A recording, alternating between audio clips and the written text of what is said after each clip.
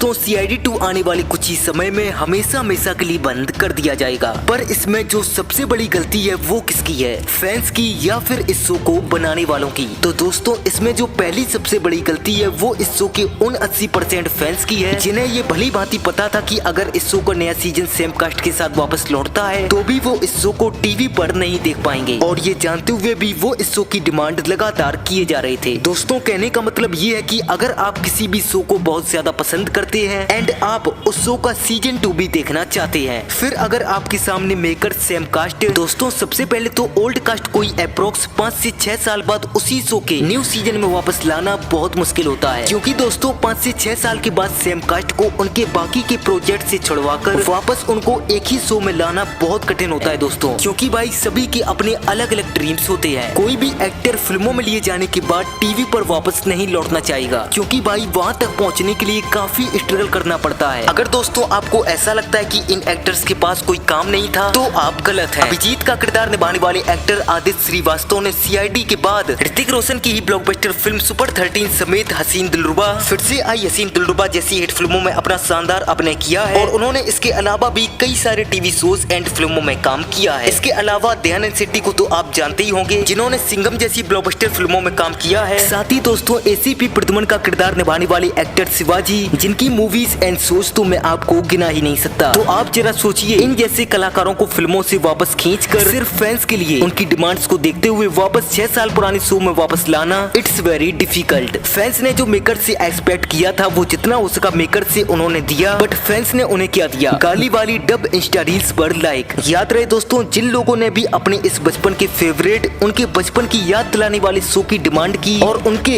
इस शो के वापस लौटने के बावजूद भी आप उसको टीवी पर नहीं देख रहे हो, तो भाई कॉन्ग्रेचुलेशंस, आपने अपने फेवरेट ब्लॉकबस्टर शो के नाम से जाने जाने वाले शो पर फ्लॉप शो का दाग लगवा दिया। दोस्तों कैसे मेकर्स एक्टर्स को खरीद कर उनसे सारे प्रोजेक्ट्स पर काम छुड़वाकर ओनली फॉर फैंस इतना सब कुछ कर दिए, और आप उस शो की ओरिजिनल टाइमिंग पर सीआईडी 2 को ना देखकर बस उसकी इंस्टा पर गाली वाली वीडियोज पर लाइक मारे जा रहे हो। इससे बेहतर था कि अगर इस शो का सेकंड सीजन नहीं आता तो आज भी ये शो सभी की नजरों में ब्लॉकबस्टर ही रहता, आपका फेवरेट शो, ना कि तेनालीरामा एंड बालवीर की तरह एक फ्लॉप शो। बालवीर तो चलो तब भी फैंस की वजह से नहीं बल्कि मेकर्स की वजह से फ्लॉप हुआ, उनकी बेफालतू की स्टोरी राइटिंग, वीएफएक्स एंड सही टाइमिंग ना देना, इस वजह से मेकर्स की गलती थी। तभी बैक टू बैक नए सीजन बिना गलती सुधारे ही लॉन्च होते जा रहे हैं, कोई एक सीजन सही से टिक नहीं पा रहा है। बट भाई यहाँ सीआईडी 2 को तो बेस्ट टाइमिंग भी मिल रही है, सेम कास्ट भी मिल रही है, फिर भी शो की टीआरपी हर हफ्ते 0.4 या 0.5 तक ही आ रही है। दोस्तों यहाँ सीआईडी मेकर्स अपना पूरा 100% देते हुए जितनी भी जुड़ सकी उतनी सेम कास्ट के साथ शो को लॉन्च किए थे, तो फिर भी अगर ये शो ऑफ एयर होता है वापस लौटने के चांसेस तो नहीं रह जाएंगे फिर, क्योंकि भाई सीधी सी बात है, जब मेकर्स गलती ही नहीं कर रहे हैं तो वो क्या सुधार कर वापस शो को लॉन्च करेंगे। बाकी मेकर्स की सिर्फ इतनी गलती थी